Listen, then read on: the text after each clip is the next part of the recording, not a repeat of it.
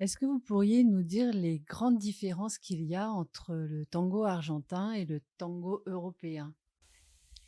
Oui, alors pour ça, il faut faire un petit peu d'histoire et parler Les sources, ouais, voilà, pourquoi. Ok. des origines, d'où vient d'abord le tango. Donc le tango, il est, on va dire, avant tout argentin, puisqu'il est vraiment né, c'est vraiment l'enfant d'un métissage culturel qui s'est produit sur la terre de Buenos Aires, de ses faubourgs, de ses alentours. Et on peut dire que le mot tango qui va correspondre à une danse et à une musique et à une danse, il apparaît plus ou moins à la fin du 19e siècle, vers 1880, dans les faubourgs de Buenos Aires, où il y a déjà eu tout un brassage culturel entre les premiers colons espagnols qui avaient apporté donc des guitares, les populations africaines avec les tambours, tout ce qui était plus percussif, et toutes les populations, les vagues d'immigration européenne qui ont chacune apporté un petit peu leur culture, leur sensibilité. Et donc petit à petit, s'est créé une nouvelle musique, un nouveau rythme, donc, qui était inspiré de la habanera et ensuite la milonga. Milonga, c'est un rythme aussi musical qui est né un petit peu dans les campagnes et qui petit à petit est rentré dans la ville de Buenos Aires, plus des influences européennes, et qui a créé le tango argentin.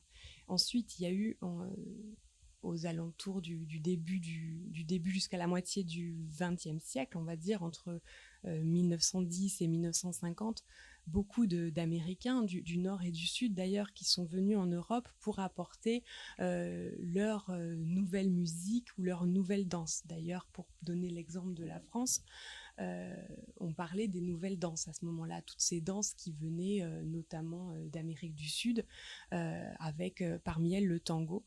Et pour donner... Oui, No, simplemente decir que se hace la diferencia plus importante con que el tango, el départ del tango c'est 1880 y el tango après que arrive en Europa se comienza a danzar el tango ici, como les gens de l'Europe se comienza a apropiar un poco del tango y lo danza a esa façon. Y el départ c'est 1920, 1915, c'est l'âge dans les années Lumière, non, de Paris, on peut dire, cette époque-là, non, oui, alors c'est oui 1920, et pour donner l'exemple de la France particulièrement, c'est vrai qu'aux alentours de ouais. 1920, il y a eu une effervescence autour du tango argentin qui était la danse super à la mode à ce moment-là dans les milieux parisiens, et une appropriation de ce tango argentin qui va devenir un peu francisé ou européanisé, avec notamment les chanteuses de l'époque comme Miss Tinguette ou Berthe Silva qui chantaient des tangos, et le tango musette qui donc ça pour donner l'exemple de la France, mais donc c'est valable je pense pour toute l'Europe. Il y a eu à partir de ces premières vagues et cette découverte de cette musique qui venait de Buenos Aires, une appropriation du tango pour faire le tango européen. Et ensuite, le tango argentin, la grande différence, c'est qu'il ne s'est pas arrêté là. Le tango, il a continué à évoluer en Argentine, notamment entre 1937 et les années 50-60. C'est ce qu'on appelle l'âge d'or, Ouais, l'âge d'or du tango. Et c'était le meilleur moment pour rapport à la orchestration, por rapport à la musique, por rapport à la Mm. danse, por rapport à la poésie, por rapport Ouais. à la culture del tango. C'était vraiment le moment d'effervescence plus importante sur le territoire Buenos Aires surtout. Y a cette époque-là, ici sur l'Europe, il y avait la Deuxième Guerre, lo que a fait que el tango s'est arrêté ici un peu el bal, la culture en général, y ça fait que el tango argentin a continué à monter ici, et ça, la façon de danser s'est arrêtée et ça a perdu un peu, non? On peut dire que ça, c'est la oui, grosse alors, différence.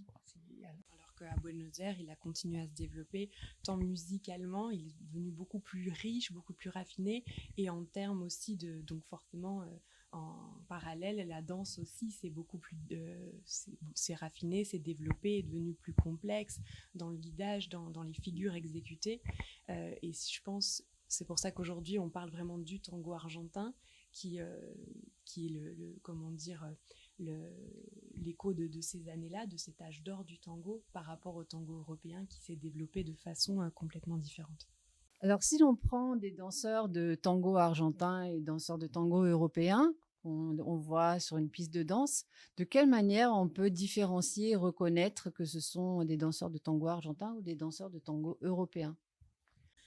Alors, première chose que je voudrais dire, c'est que d'abord le milieu. Le tango argentin, c'est certes une danse, mais c'est aussi un univers à part entière qu'on va danser dans ce qu'on appelle donc les milongas, les bals tango argentins, on appelle ça une milonga. Donc en principe, dans une milonga, il y aura que des danseurs de tango argentin, avec des codes spécifiques au déroulement du bal, des codes d'invitation, des codes de déplacement et des codes de guidage ensuite par rapport au rapport entre les partenaires. Il va y avoir toute une connaissance de codes communs qui vont faire que la femme, la partenaire, va comprendre le guidage de son partenaire parce qu'on partagera les mêmes codes. Y après, por les otros danzas, la razón de lo plus importante a reconocer y a retener c'est la posición del abrazo, la posición de desenlace, la posición en que se dans les bras. D'accord. C'est vertical, un face à l'autre, presque collé, y des fois plutôt collé, surtout des côtés droit de l'homme et côté gauche de la poitrine de la femme.